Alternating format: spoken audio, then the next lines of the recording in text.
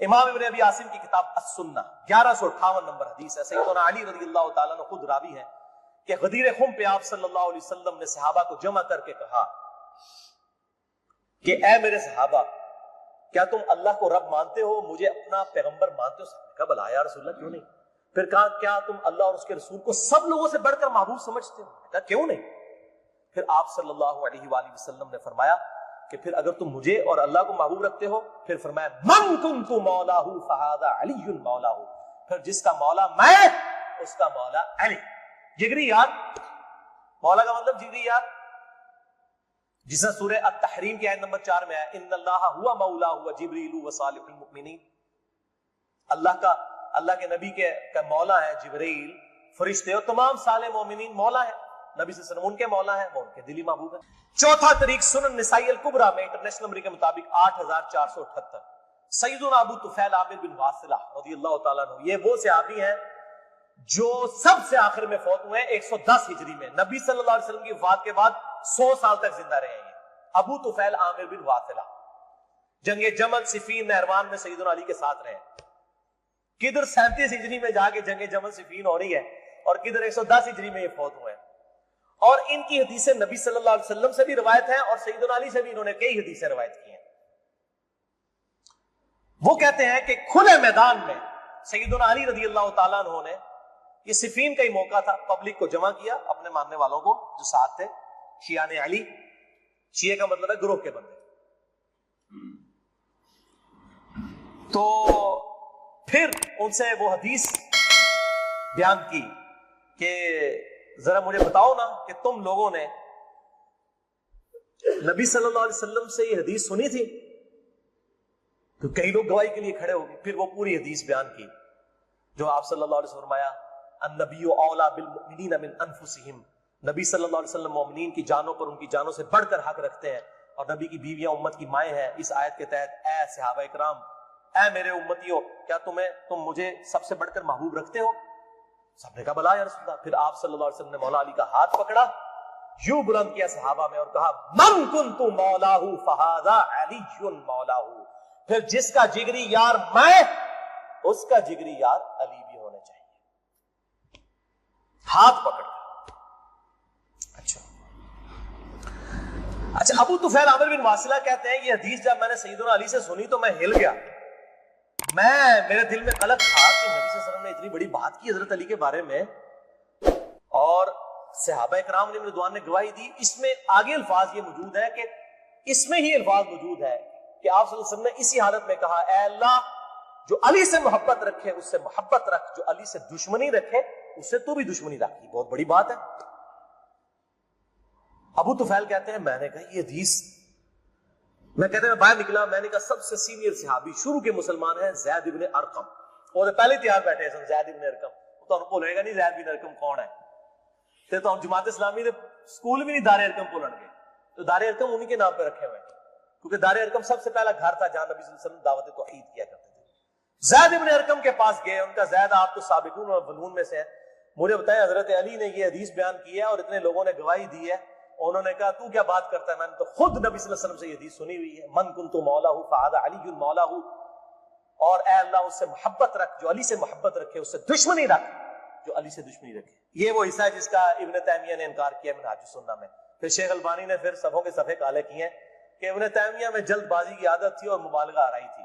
سلسلہ احادیث صحیحہ 2223 نمبر حدیث کے کانٹیکسٹ میں شیخ البانی نے سخت گرفت کی. اچھا پانچواں طریق صحیح مسلم میں 3713 ہے، جامعہ ترمذی میں 3713. پانچواں طریق من کنت مولاہ فہذا علی مولاہ، زید ابن ارقم سے جابر بن عبداللہ سے رضی اللہ تعالی عنہ.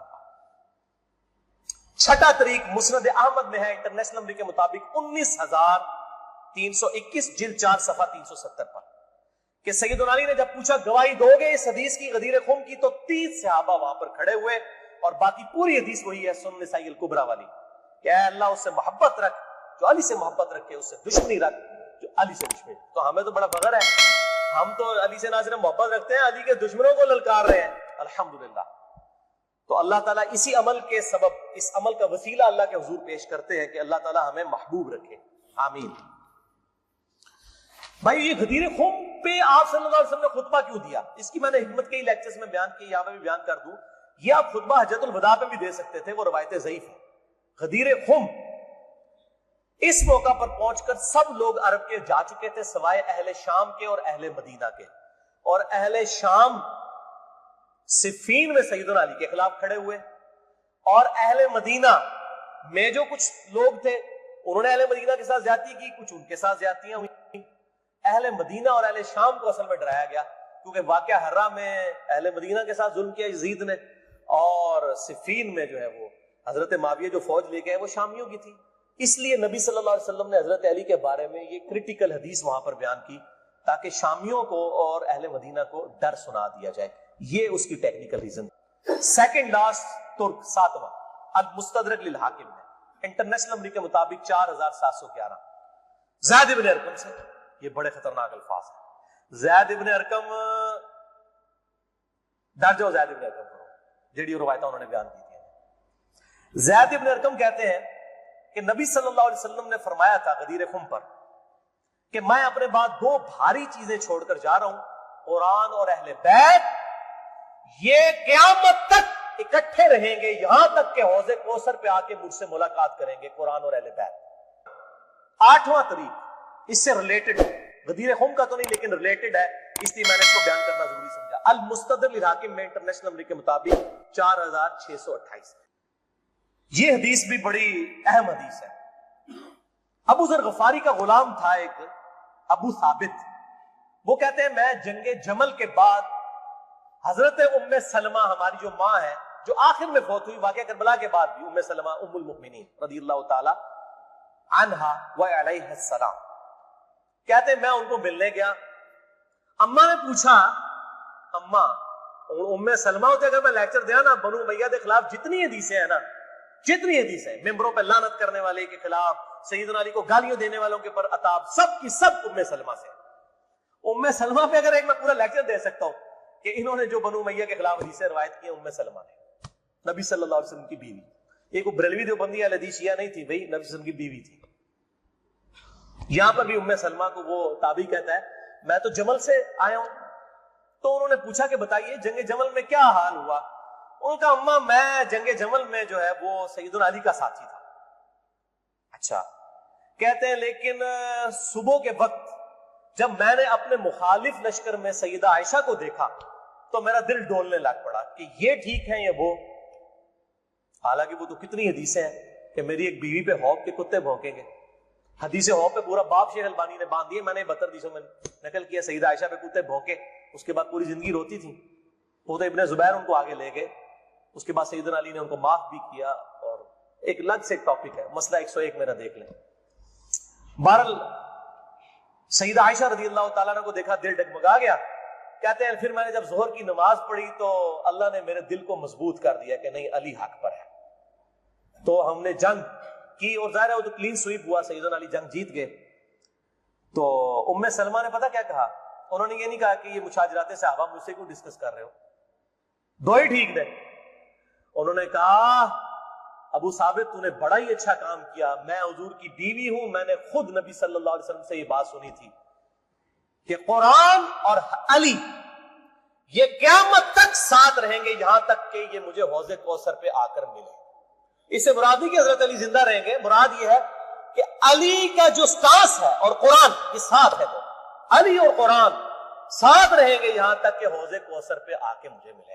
اوتھے نازمیاں دی لگے گی پھینٹی، حوض کوثر سے تم ملن گے تو پھر یہی کچھ ہوئے گا نا. سحقن سحقن لمن غیر بعد، وہاں پہ یہ ہوگا. اچھا، تو یہ الحمدللہ سارے طریق مکمل ہوئے. آخر میں 3 حدیثیں بیان کر کے اس کو کنکلوڈ کرتا ہوں.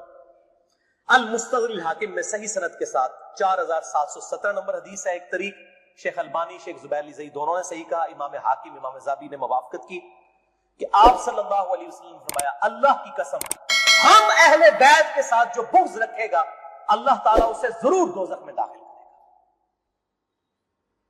کہتے ہیں یزید کا معاملہ اللہ پہ چھوڑے. امام ذہبی نے لکھا ہے کہ سب سے بڑا ناسبی یزید تھا،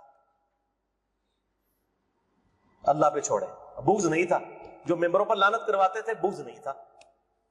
یہ پتہ نہیں کیڑی ایکویشن ہے.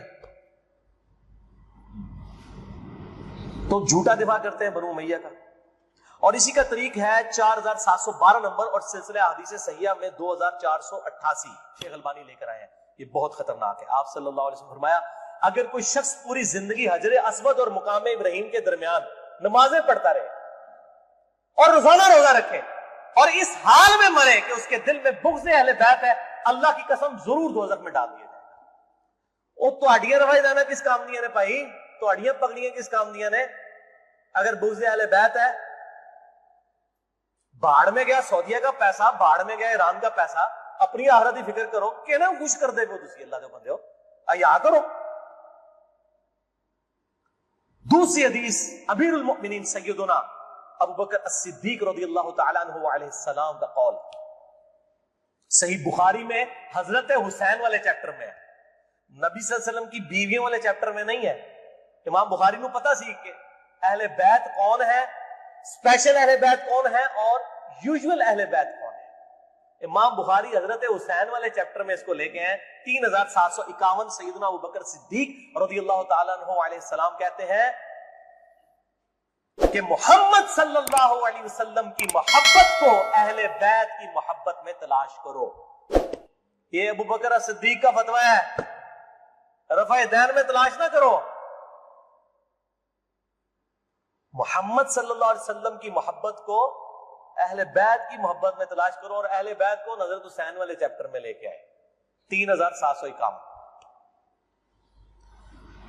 और आखिरी हदीस सही मुस्लिम में वो रिपीट कर लें 240 नंबर किताबुल ईमान में सैयदुना अली कहते हैं, उस अल्लाह की कसम कि जिसने दाने को फाड़ कर उसमें से